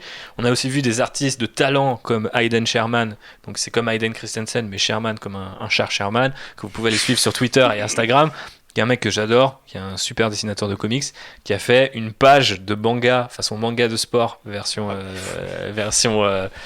pod racer, et je me dis mais putain, mais comment tu peux être éditeur chez Marvel et louper ça, quoi, tu vois, ça c'est abusé, quoi. Le mec littéralement te fait le pitch et t'es même pas obligé en plus de le faire au style manga, tu vois, si c'est ça le problème, même si je pense que ça marcherait, même aux États-Unis, faut arrêter de déconner, les gens sont un minimum cultivés et voient maintenant passer des milliers de styles de dessin, quoi, ça tuerait, quoi. Ça coûte 0, tu pourrais faire tous les designs les plus pétés, tu pourrais changer de circuit chaque numéro, chaque mois et tout, mais bon, voilà, apparemment, on est trop occupé à faire une 13e série Vador. Donc, maintenant On était peut-être même à 15 ou 16. Hein. Ouais. Maintenant que j'ai fait mon petit rant, passons à la phase de pitch, et je vais commencer par toi, mon cher JB, parce que je vois que tu as ouvert ton holoplate pour nous parler pas de... du tout, c'était pour vérifier un truc sur le conducteur. Ah ok, d'accord. Non, mon pitch est uniquement dans ma tête. En fait, C'est ce qui le rend si beau. voilà. Moi, j'adore les films de sport. C'est un truc que je kiffe. Nous, un bon film de sport, là. Batman Begins. Non, mais... C'est le meilleur film de sport du Je monde. sais C'est un qu'il film de sport, un film de super-héros. en J'en ai même marre, temps. je quitte ce podcast. Je suis d'accord avec toi, c'est un film de baseball pour Voilà. être exact. Oui, mais les films de baseball sont les meilleurs films de sport aussi. Ok, d'accord. Mais voilà, j'adore aussi les mangas de sport. Du coup, je me suis dit, je vais faire quelque chose qui va pas être un manga de sport, qui va pas être un film de sport. Mais je verrais bien. Film d'horreur. Je sais, genre, j'ai pas le média. J'ai pas le médium. Je sais pas si c'est une série, si c'est un film, mais quelque chose qui prend entre guillemets en personnage principal pas un pilote, mais un manager d'équipe. Tu vois, quelqu'un qui se retrouve à devoir gérer des pilotes ingérables et avoir les embrouilles des sponsors, avoir les embrouilles du coup où il comprend qu'il y a de l'argent illégal, qu'il traîne dans la mafia alors qu'il n'était pas venu pour ça au départ. Et du coup, tu as quelqu'un qui est pas pilote, donc qui est pas sous les feux des projecteurs, qui est pas la star du truc, mais qui se retrouve à gérer un peu toutes les emmerdes. Toi, un peu comme Josh Brolin dans le film des frères Coen, où il fait que gérer les embrouilles des acteurs. Mhm. C'est avec César, le film, ça. C'est ça, ouais. Mais au final, lui, Avec Alden Ehrenreich, ouais, notre solo. il kiffe le cinéma, et ben là, ça serait quelqu'un qui kiffe le pod racer, mais qui a pas les capacités pour le faire, et qui serait dans le milieu, mais sans être pilote. Une genre de pod racer manager, tu vois. Je pense que... Pod racer manager. Je pense que c'est assez stylé. Est-ce que tu verrais un acteur ou une actrice particulier dans ce rôle-là? Est-ce que tu y as pensé ou est-ce que je passe à Happy le temps que tu réfléchisses? J'avais vraiment l'idée de Josh Brolin, tu vois. Ok. Bon, ça me va, hein, je suis chaud. Happy, est-ce qu'il y a Josh Brolin dans ton pitch? Non, il n'y a pas de Josh Brolin. Mais j'aime bien Josh Brolin. Mais Tout le monde aime Josh Brolin. tu as un peu teasé l'idée que j'avais eue, puisque moi je voulais faire une série littéraire young adulte. Ok, vas-y, go. Alors même j'ai C'est bien, on a tous un média différent. Non, t'as dit que c'était quoi? C'était... Je sais pas si c'est une série ou un film. Non, je pense un film. Je pense ouais, un un film, film, ça marcherait bien, je pense. Et puis tu vois, ça permet juste de faire des courses qui sont pas l'élément central du film, quoi. Du coup, tu peux faire quelques scènes, mais tu fais pas. C'est l'humain qui prime. Exactement, tu fais pas 1 heure de course poursuite. Pourquoi pas? Ou alors tu fais un Fast and Furious avec des pod racers et tu t'en bats les couilles. Ça va arriver, parle pas trop vite. Et du coup, j'imagine Vin Diesel qui tient les 2 pods, un dans chaque bras parce que le truc il a pété et il arrive à tenir jusqu'à la fin de la course. Il a pas besoin du petit bâton Non, mais métallique. ça c'est The Rock dans Hobbs & Shaw qui tient la chaîne L'hélicoptère. entre l'hélicoptère Putain, et le c'est camion. vrai. Mais oui. Quel séducteur. Ok. Oui, pardon. Donc Abby. une série littéraire young adulte Ouais, écrite soyons sérieux un peu. par Marie-Lou, parce que j'ai même casté mon autrice, qui est une autrice sino-américaine qui a écrit très récemment une duologie qui est vraiment géniale, que je vous recommande. Marie-Lou, juste Marie-Lou. Marie-Lou, oui. Ok. Qui a écrit une duologie, donc c'est 2 tomes absolument génial, qui s'appelle Warcross, qui est un espèce de Ready Player One pour young adulte, mais beaucoup plus abordable. C'est la moto de Akira, ça. Non. Mais c'est super, c'est une jeune fille qui arrive dans le monde du jeu vidéo virtuel, et il y a une battle, ça se passe au Japon, c'est incroyable. Donc, bref, lisez Warcross de Marie-Lou. Donc je veux que ce soit Marie-Lou qui écrive ma série littéraire young adulte sur le pod racing. Et donc du coup, ce serait une trilogie, parce que je suis ambitieuse et que j'aime beaucoup l'argent. Et l'idée, ce serait de faire un total redcon de ce qu'est le pod racing, parce que ça me plaît pas du tout de comment c'est présenté en ce moment.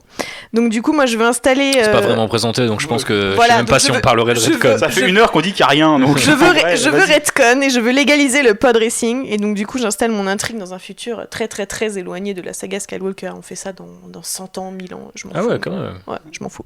Je suis une ouf. Et donc du coup, Il y a moi des je veux Yuuzhan faire... Vong et tout. Je veux faire une ligue de pod racing qui existerait avec des championnats planétaires. Tu la vois. Ligue d'Amron. Et donc du coup, tous les champions de chaque planète se rencontreraient pour genre la Champions League de pod racing qui s'appellerait la course galactique.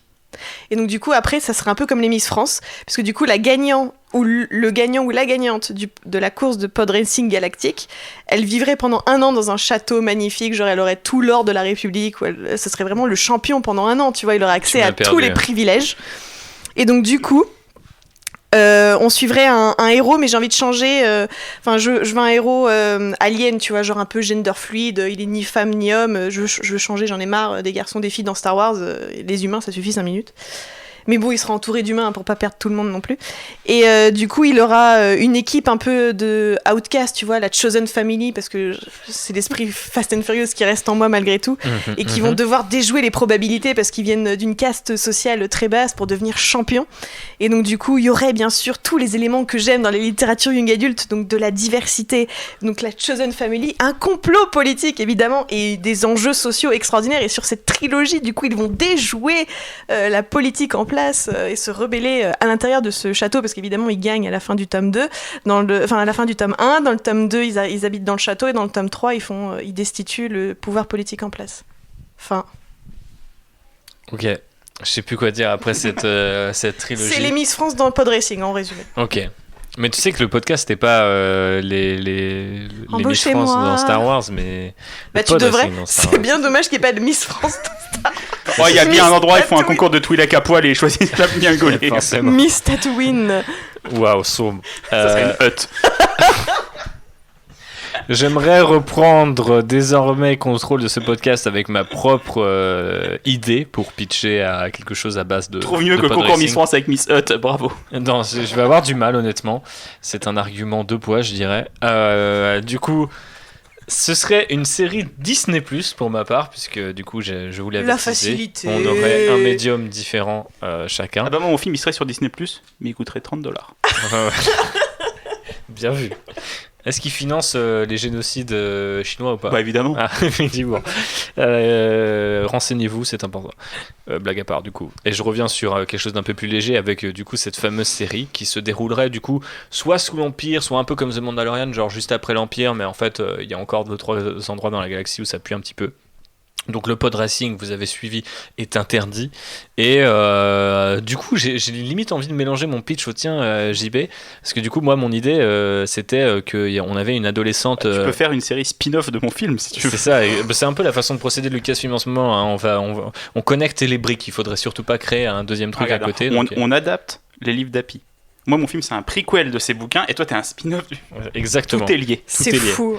Et on va tellement gagner de fric, les gars. C'est pod racing story, tu vois, on met même plus Star Wars dans le titre, on en a plus rien à foutre. Pod racing story. Et bref, du coup, moi mon idée c'était qu'on avait une adolescente qui était un petit peu endettée sur une planète, genre qui serait pas Tatooine en l'occurrence, je ne l'ai pas noté, mais j'aimerais ne pas réitérer l'histoire d'Anakin. Mais en gros, un jour elle a l'opportunité de on va dire... rembourser ses dettes en faisant un truc qui est à peu près horrible, c'est on lui dit bah écoute, sinon t'as qu'à participer à la course de Pod Racer et on va dire qu'on est quitte parce que ça arrange bien les gens qui mouillent dans des affaires un petit peu cheloues et qui bah du coup lui demandent de l'argent. Donc elle sait qu'elle court vers la mort parce que techniquement quand t'es humain t'as peu de chances d'y survivre, mais elle le fait quand même. Et du coup, soit parce que la course est truquée, soit parce qu'au final les pilotes s'entretuent, elle finit par gagner la course parce qu'en fait elle est la dernière à pouvoir passer la ligne d'arrivée à la fin. Et du coup elle se retrouve connectée à une intrigue complètement dingue où en fait bah, les mecs qui avaient parié là-dessus, bah, du coup... perdent leur thune. Par ailleurs, on apprend via tout un micmac en fait cette thune là elle est connectée à d'anciens criminels de guerre de l'Empire qui essayent de se reconvertir tu vois en businessman locaux pendant que l'Alliance Rebelle essaie de faire passer un message et ou des armes à travers les courses puisqu'on suivrait ce personnage d'une planète à l'autre etc. Et donc au bout d'un moment elle dit non mais moi je suis plutôt Alliance Rebelle et donc il y a des mecs qui font ah ouais t'es plutôt Alliance Rebelle bah du coup tu vas faire un petit peu la passeuse pour nous et puis bah en gros là sur des planètes où ça se bat encore dans ton petit camion d'écurie, tu sais, où tu mets les Formule 1 et toute ton équipe, on va mettre 2-3 guns et tout, puis t'iras leur apporter. Et du coup, elle arrive dans des territoires qui techniquement sont encore contrôlés par des seigneurs de guerre de l'Empire, etc. Donc en fait, c'est une espèce... Dans l'idée, j'ai pas exactement qui en tête, enfin... Qui pourrait faire ça en tête, mais c'est plus des genres de séries ou de films où ça va de mal en pis tout le temps, en fait, tu vois. Et ce serait ça un peu le ton du truc, c'est que en fait, elle est pilote d'élite par accident et du coup après il y a toujours la tension quand on a une scène de course que bah, elle peut ne pas terminer et en tout cas l'idée c'est quand même surtout qu'elle termine vivant et pas forcément qu'elle termine première et même si bah, forcément la tension augmenterait d'épisode en épisode donc au bout d'un moment elle va être obligée de gagner parce que je sais pas il y a un système de points donc un peu comme quand vous arrivez au 3e circuit de Mario Kart vous savez que si vous avez été 6e depuis tant de temps il va falloir mettre premier ou 2e pour espérer sur le podium ce genre un petit peu de problématique mathématique mais que je trouve assez intéressante pour faire monter la sauce et le tout du coup avec une écurie je vous l'ai teasé un peu alors là je visualise Cars bizarrement mais c'est pas du tout ce que j'avais en tête mais du coup il y a des petits droïdes là vous savez l'espèce de petits droïdes vous appuyez sur le nez et tout donc il y aurait tout plein de petits connards comme ça il y aurait une espèce de gros alien à la Dexter tu vois genre dans l'attaque des clones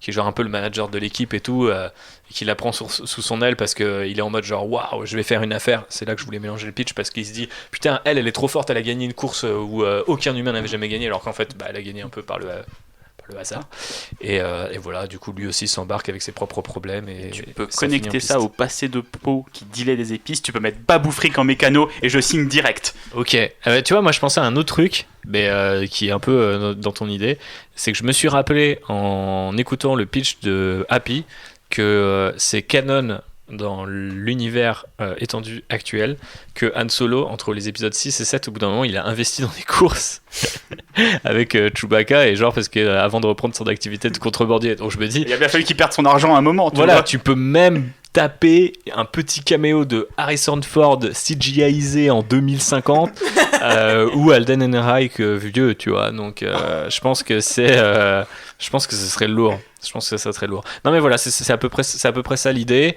Je regrette une seule chose, c'est que j'ai pas réussi à trouver un pitch qui est, contrairement à celui de Happy, un peu hors Empire / opposition Alliance Rebelle Empire, mais je trouve que ça ramène un peu de justement vu de comment politique. Disney est frileux à sortir de cette opposition et de cette période. Ouais, j'ai essayé de viser un truc réaliste. Plus de chances que ça arrive. Moi je me suis dit vu que je tape dans l'univers littéraire T'as moins le flicage. J'ai moins le flicage de Disney, même si du coup ils sont en train de développer, comme tu disais, leur filiale Young Adult à Tire-Larigot en ce moment. Avec le roman, je sais pas s'il est sorti, je crois qu'il est sorti sur Pau il y a pas très longtemps. Ah oui, je vois de lequel. Mais qui est très très décrié. Donc, ok. Voilà. On en reparlera sans doute pas. Ok, et ben, je crois qu'on a fait à peu près le tour de la question du pod racing, donc je vous propose d'atterrir doucement, de passer au stand pour la conclusion.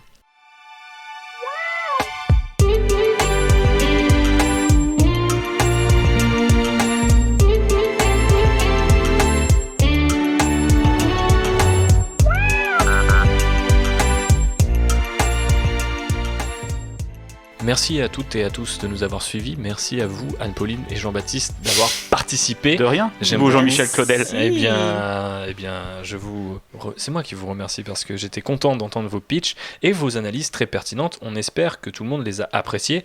N'oubliez pas d'ailleurs de vous prêter un petit peu à l'exercice, d'exercer votre créativité et votre amour pour le pod racer, parce que je sais que beaucoup de gens étaient super chauds pour avoir un épisode là-dessus et ont tout de suite réagi quand ils ont vu le teaser. Donc j'imagine qu'on n'est quand même pas les seuls 3 débiles à aimer le pod racing et à vouloir que Disney Pourquoi tu aille me traites de débile? un petit peu plus loin. Non mais c'est Ouais, ça roule vite. c'est un petit peu c'est affectueux on va dire. Très bien. Et nous allons passer à votre actualité. Jean-Baptiste, quelle est ton actu en ce moment même? Bah écoute, je suis rentré de vacances où je me suis reposé, c'était bien, et j'ai recommencé le travail hier, donc c'est moins bien. Un petit pro tip pour reprendre le travail en douceur pour ceux qui nous écouteraient depuis leurs vacances encore. Oh bah écoutez l'album de Caris dans le métro parce qu'il a fait un bon album, Voilà. ce qui n'était ok. pas arrivé depuis 2011 ou 12, je sais plus exactement de quand date Hors Noir part 2, mais Oh, c'était il y a trop Un longtemps. peu hot take, mais ok, d'accord, très bien. Merci Jean-Baptiste pour cette recommandation musicale. Peut-être on pourrait mettre Caris dans notre jeu Need for Speed Underground. Et Caris qui, du coup, peut même garder son nom, mais juste un apostrophe entre les deux A et devient le premier rappeur Trappeur de Star Wars. Qu'est-ce que t'en penses? Je suis trop chaud, franchement. Quelle espèce on lui met? Parce qu'il y a un trope, c'est qu'apparemment dans Star Wars, les acteurs noirs, faut qu'ils deviennent aliens, tu vois. Donc on est obligé de respecter Un ça. truc balèze, Un truc balèze. Un gamoréen. un moula. Un moulin, ok. On va pencher là, sur ce sujet et voilà. Encore une fois, renseignez-vous aussi sur comment on maquille certains acteurs et pas d'autres. Anne-Pauline, parlons de sujets plus légers. Enfin, je sais pas, quel est ton actu? Caris, parce que ça se c'est trouve- pas non plus très très lourd en termes de... Si, c'est lourd, Caris. En fait. C'est lourd. Mon actu, eh bien, vous pouvez continuer de me retrouver sur Instagram à Happy Reading si vous voulez d'autres avis sur la littérature young adulte, parce que c'était mon pitch final. après Est-ce que tout. tu critiques des bouquins Star Wars de Ouais. temps à autre? Ça m'est arrivé. J'ai lu très récemment le livre Legends sur Luke Skywalker. Donc, Ok. mon avis est disponible si vous voulez aller voir. Je vais voir ça tout de suite et je vous laisse terminer le podcast. Et sinon, je suis aussi dans le dernier numéro du Lemon Adaptation Club sur Twilight, qui n'a rien à voir avec Star Wars, mais qui est tout aussi intéressant, puisque je ne parle pas de Fast and Furious cette fois, promis. Pas une seule fois. C'est Océane qui en parle. Moi, du coup, en fait, quand je suis invitée, j'ai J'y crois l'impression que pas, c'est... je vais être obligé d'écouter. En fait, quand je suis invitée, je crois que c'est l'obligation de parler de Fast and Furious. J'essaie de me retenir, mais je sens bien que les hosts essayent de me faire venir à ce sujet, tu vois. Est-ce qu'on peut faire un Lemon Adaptation Club sur Fast and Furious? Parce que quelque part, c'est une adaptation d'un fait divers à la base. Je sais pas. Faudrait lui en parler. C'est une J'aimerais- réadaptation de Point Break aussi. C'est vrai. Ouais, C'est- mais j'aime pas le voir sous cet angle parce que Point Break, tu vois, c'est bijou. Ouais, mais Ouais. si ça justifie qu'on fasse juste un podcast de 4 heures, on parle de Fast and Furious. 4 heures, c'est Mais pas... tu sais, sur l'angle vraiment très littéraire, très sérieux, tu vois, genre qu'est-ce qui a été repris, etc. etc. Bon, bref, on dévie complètement de ce podcast et de notre actualité. Mais bon. Et toi, Qu'est-ce que- quelle est la tienne d'actualité? Parce que nous, Ah oui, c'est pas vrai. grand chose, tu vois. Répu, quelle est ton actu? Eh ben, j'ai une petite actu à vous partager qui me fait fort plaisir puisque je peux officiellement, à l'heure où on enregistre ce podcast, pas vraiment, mais d'ici à ce qu'il sorte, je pourrais le faire. Donc je le fais maintenant, car vous savez que le podcast est un contenu écouté en différé. Vous Eh ben, je annoncez. vais le mixer dans la nuit et je vais le sortir demain matin comme ça. Je vais niquer ton annonce. Ok. C'est pas vrai, je vais dormir. Ouais. Je pense qu'il va dormir et je pense que du coup il me revient le droit de vous annoncer que j'ai écrit un livre chez Third Editions ou Third Editions si on veut le prononcer à la française puisque c'est une maison française qui est basée à Toulouse et que vous connaissez peut-être déjà si vous faites partie des bons cercles nerds sur le réseau social à l'oiseau bleu. À la base, ils font beaucoup de trucs sur le jeu vidéo, notamment aussi le rétro gaming. Et il se trouve que j'avais rencontré les deux fondateurs de cette maison, Mehdi et Nico, que je salue, il y a 4 ans maintenant. On était au Toulouse Game Show en novembre 2016. Donc Rogue One n'était pas sorti, imaginez-vous, hein, ça fait une éternité. Et du coup, j'avais blagué en disant si un jour vous faites des trucs sur la pop culture, faudrait faire un truc sur Star Wars, ça serait stylé. En plus, avec tous les trucs de Disney qui arrivent et tout, t'imagines, ça va être dingue, Solo et tout, truc de fou. Et comme je me suis trompé, non, pas entièrement, mais du coup, ces deux messieurs ont été assez polis pour me rappeler en 2019 et nous avons discuté. Puis, travailler ensemble sur un bouquin qui est du coup un essai sur ce qui compare en fait un peu les 5 premières années de Disney à l'héritage de George Lucas. Voilà. Donc c'est déjà disponible en précommande, mais je vais pas vous embêter avec ça. Vous pouvez aller sur le site de outriderpodcast.fr pour avoir un petit article sur lequel je reviens pas de fond en comble parce qu'on va pas tout dévoiler tout de suite, mais T'as pas mis ton livre entièrement sur internet? non, mais j'ai dit de quoi ça parlait, j'ai dit où c'est qu'on pouvait le préco, j'ai dit qu'il y aurait plusieurs éditions, que il y a telle ou telle personne sur la couverture, etc., etc. Donc si ça vous intéresse et si vous avez envie de soutenir le podcast ou ma propre pomme, vous pouvez aller sur outriderpodcast.fr, sachant que bien sûr on vous en reparlera d'une manière la moins intrusive possible. Donc avec JB on a un petit peu bossé déjà cette question, donc il est possible qu'on fasse, je sais pas, un live au moment de la sortie ou d'une autre annonce, qu'on invite justement Mehdi et Nico à parler de Star Wars. Il y a plein de choses à faire. Malheureusement, vous savez, la situation mondiale ne nous aide pas à faire toutes ces choses, donc nous avons besoin plus que jamais de votre soutien, les petites 5 étoiles sur Apple Podcast, vos RT, vos likes, vos débriefs, et puis bien sûr le bouche à oreille, car c'est important. Comme une bonne course clandestine, Outrider se laisse partager entre amis, tu vois, et du coup il faut savoir où écouter, quand écouter, mais je vous garantis qu'ils ne seront pas déçus de nos gros moteurs. Quant à l'actu du... On a bien vu que tu savais pas où t'allais t'arrêter. Exactement. Et t'es allé jusqu'à la blague de beauf. Bah, voilà. C'est bien la preuve que le Podracer, Tu faut pas faire. Voilà, pas- la boucle est bouclée. Voilà. C'est ce que je disais depuis tout à l'heure. Eh ben, il fallait bien rentrer sur une note un petit peu sympathique, un peu franchouillarde, avant de parler du coup de l'actu du podcast. Prochain épisode, on ne sait pas encore. Je travaille sur un sujet avec notre ami Phobos qui n'est pas là aujourd'hui, mais qui reviendra pour le prochain. Ça, T'as dit c'est tout sûr. à l'heure qu'elle était dans le fond. Oui, mais elle est pas là aujourd'hui elle est à à discuter côté. du Elle Podracer, écoute. mais elle est à côté, oui, tel un petit droïde astromécano très fidèle. Elle est sur quoi, je ne sais pas ce qu'elle fait, ses holo échecs. Bref, du coup, elle est bien occupée par tout ça. Nous, on revient, Jean-Baptiste et moi-même, très bientôt pour un Land Rider. Si vous voulez passer des univers de Star Wars à ceux de Warhammer, vous pouvez le faire avec nous, avec le prochain épisode, qui, je crois, sera dédié plus à la partie peinture et modélisme. Donc je sais pas si vous avez envie là, reconfinement à l'approche, est-ce que vous allez pas vous lancer dans la peinture de figues? Ça paraît logique, tu vois. Franchement, quand t'es confiné chez toi, c'est une très bonne activité. Et extrêmement saine pour votre cerveau. Vous pouvez aussi également regarder des courses de Podracer. Bon, il y en a un peu qu'une, alors il faut inventer, sinon les vôtres. Et si vous voulez des conseils là-dessus, vous pouvez écouter notre épisode sur les fanfictions. Voilà. En fait, pour n'importe quel sujet, on peut renvoyer les gens vers un autre épisode. C'est ça un peu l'inertie qu'a gagné Outrider au fil de ces 2 ans de contenu. Et je vous remercie d'ailleurs, chers auditeurs et auditrices, pour votre soutien indéfectible depuis ces 2 ans et quelques mois. On vous fait des gros bisous, que la force soit avec vous, et à très vite pour un nouvel épisode de Trader. Gros bisous. Salut. Vroom vroom. Et tut les rageux.